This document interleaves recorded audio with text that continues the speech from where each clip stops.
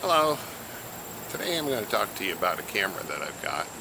Nikon J1. It's a mirrorless camera. Cute little thing, actually. Got them cheap used, which is the only way to fly if you ask me.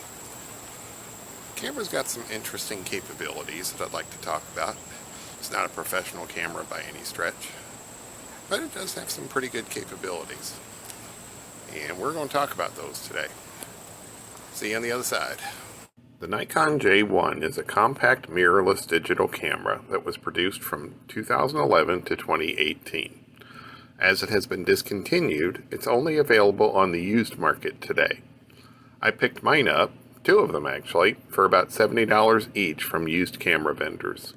It has a 10.1 megapixel CX sensor that measures 13.2 by 8.8 millimeters with a 2.7 crop factor. That makes it smaller than most other cameras, including the Micro Four Thirds. It can take video in 1080 60i, 1080 30p, and 720 60p. Output is the Apple QuickTime Movie format, MOV files. Because it doesn't shoot in 24 frames per second, it won't produce movie-like cinematic video. One thing I would like to discuss is the grid format on the display. Typically, the grid display is used to help when shooting using the rule of thirds. I won't get into details about the rule of thirds as there are a number of other videos on that. But the idea is that you're supposed to line your primary subject up on one of the grid lines or the intersections to use the rule of thirds. It gives a more aesthetically pleasing outcome on video. Apparently, somebody needs to teach Nikon about the rule of thirds, as the grid lines on both the J1 and the D600 DSLR, as you can see here, display grids that would be better suited to a non-existent rule of fourths. The proper grid display is shown here on the Google Pixel 5. Besides shooting in 30 or 60 frames per second, the J1 is also capable of recording slow-motion clips of up to 5 seconds of activity in either 400 or 1200 frames per second. To record in slow motion, use the F button at the top of the back of the camera. You can choose a frame rate in the menu system. Shown here are a couple of examples using the two slow motion frame rates, 400 and 1200 frames per second. However, if you think that the 2.7 crop factor for the camera itself is bad, you ain't seen nothing yet. Using the slow motion function crops movies still further. Importing these clips into a standard HD video, as you can see here, shows how the video quality of the slow motion clips are degraded. It may be useful for you somehow, but for me, I could see resizing it into an inset like you see in the two videos of the fan. The lens mount is known as the CX mount, and there are several Nikon lenses available for it. Pictured here are the lenses that I have for it, the 10 to 30 millimeter, which is equivalent to a kit lens, the 30 to 110 millimeter, and the 18.5 millimeter, which is equivalent to a standard 50 millimeter fast lens.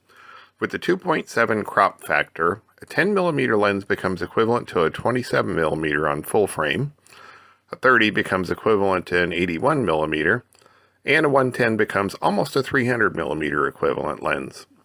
You can also pick up adapters to adapt lenses to the CX mount. Nikon used to produce one called the FT1 mount adapter that allows you to mount Nikon F series lenses and have access to autofocus and proper exposure metering. Another option is the route that I took and picked up a third-party adapter, PhotoDiox in my case, to mount Nikon lenses to it. You can also pick up adapters for other manufacturers as well.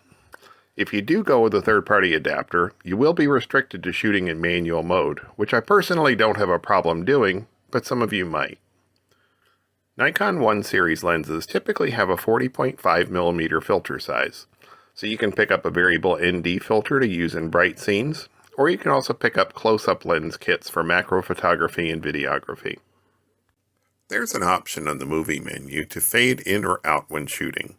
You can choose white, black, or no fade at all. Here I'll demonstrate the options to you.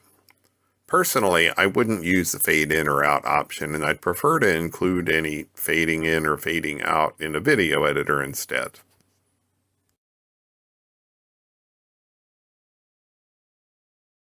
Next, I want to talk about exposure mode. The options are manual, scene auto selector, programmed auto, shutter priority auto, and aperture priority auto. I prefer to usually shoot in manual mode where I can set the shutter speed and aperture myself. I won't discuss the 180-degree rule in detail, but to say that it's proper to set your shutter speed at double your frame rate. As I shot this video in 30 frames per second, my shutter speed is 1/60th of a second. To get proper exposure, I set ISO to 100 and aperture to f13. Using Scene Auto Selector, the camera automatically set my aperture to f11, which it thought was proper exposure. Using Programmed Auto, the camera adjusted the aperture to f10.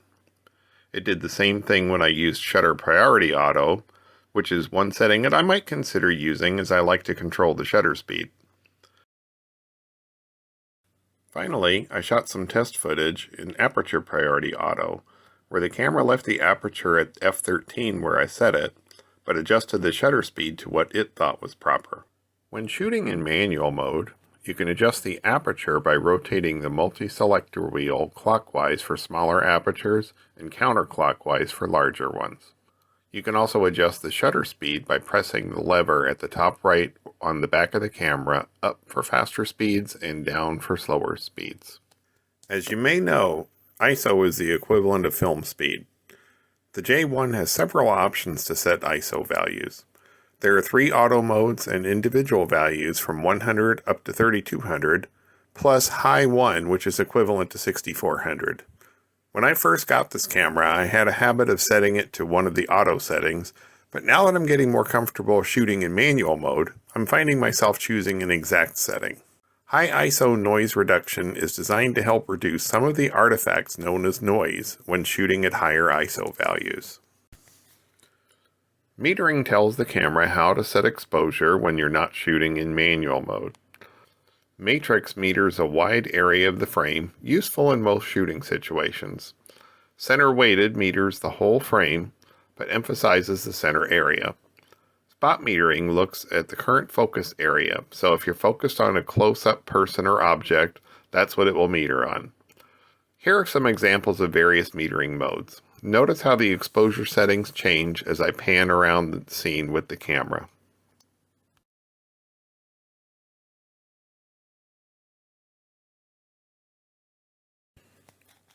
There are a number of options when setting white balance when shooting video. They are auto, incandescent, fluorescent, direct sunlight, cloudy, shade, and preset manual. Flash is useful when shooting stills and you know you'll be using the camera flash. I typically shoot in auto white balance when I'm on the run and can't be sure of the lighting conditions. Otherwise, I'll set a specific value when I try to match the lighting of the scene. Here are some examples of various settings taken under bright sun.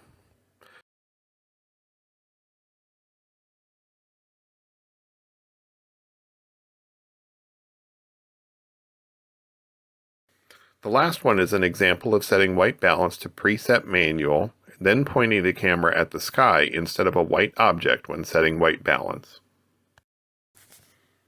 Fine-tuning white balance. Options other than preset manual can be fine-tuned by using the multi-selectors to select a color range.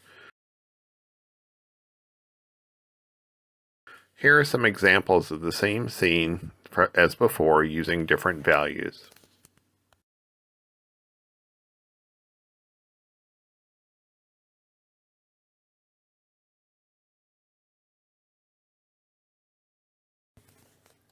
Discussing vibration reduction, the 3 options are normal, active, and off.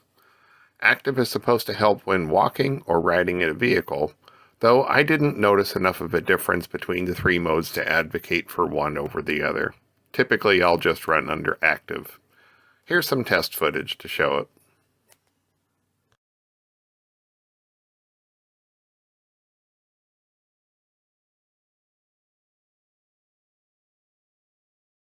Next up is movie sound options. Microphone off disables the camera microphone, as expected.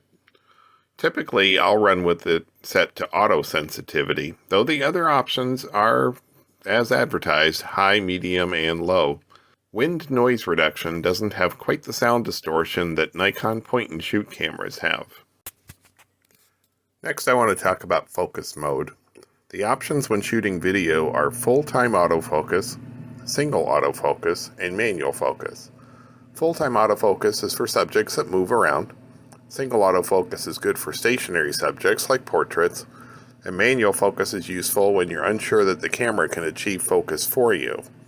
To use manual focus, press the OK button and rotate the dial to focus. Here are some examples of the various focus modes. Notice how I can take the focus off the foreground in manual mode.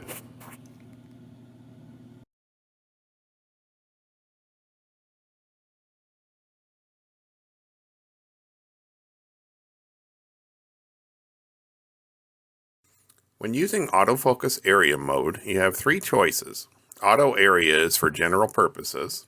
Single point is for a stationary subject, and subject tracking follows a subject as it moves. Here's some test footage demonstrating this.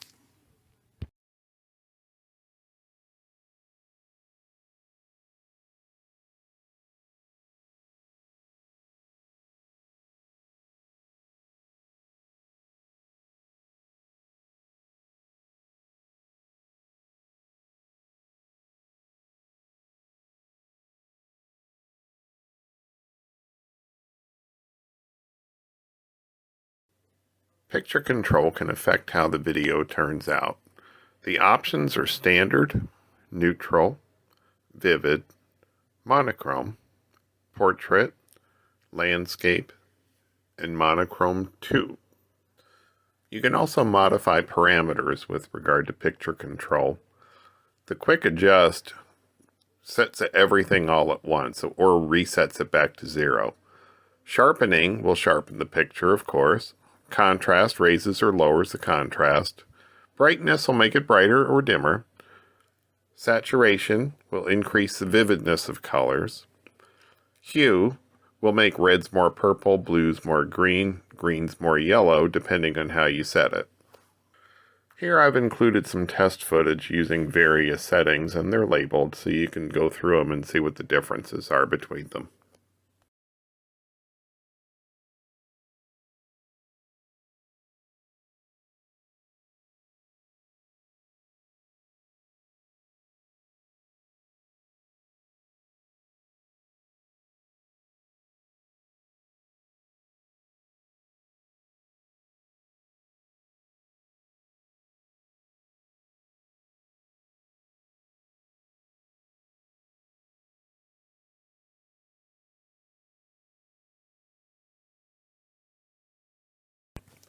There's one more thing I'd like to discuss about the Nikon J1, and all Nikon 1 series cameras for that matter.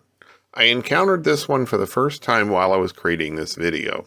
The equivalent to the kit lens, the standard 10 to 30 millimeter zoom, is known to have a defect that results in the lens error message appearing on the display, as shown here. This applies to the standard 10 to 30 millimeter lens, not the lens that's labeled 10 to 30 PD. Up until 2021, Nikon fixed these lenses for free if you sent them in. However, they have discontinued fixing these lenses. Based on my research, there is a way to have it fixed by sending it to a camera repair operation in Taiwan. Alternatively, you can purchase the part to be replaced from this outfit in Taiwan and repair it yourself if you're handy that way. To me, it's not worth the time and the expense since there is a workaround. The error appeared when I first turned the camera on and opened the lens to 10 millimeters, the first setting when you activate the lens. However, if you turn the camera off, then adjust the lens to, say, 12 millimeter equivalent, then turn the camera back on, the problem disappears. It's a little bit disappointing that my 27 millimeter equivalent becomes the 32 millimeter equivalent by doing this, but I can live with that as I have other cameras that have plenty of wide angle capability. So there you have the J1. Yeah, there are some issues with it. It only shoots in 1080 or at 60 frames per second, only shoots at 720. Doesn't shoot 24 frames per second. So you're not going to film a movie with this or anything like that. but for YouTube videos, it can actually be quite useful. Kind of handicapped a little bit with the 10 to 30 millimeter lens if you go with the regular one and not the PD version, or maybe a different lens altogether, because I think the 10 to 30 is the only one where it has the lens error issue. Otherwise, though, pretty decent little camera. I gave you some examples during this video, so you can see how it works. This could actually be a decent camera if you're short on cash. That's when I picked mine up, is a time period when I was short on cash, and I got them for $70 each from used camera dealers. And pretty good deal if you ask me for interchangeable lens camera that shoots some decent video. Alright, I will see you the next time. Take care.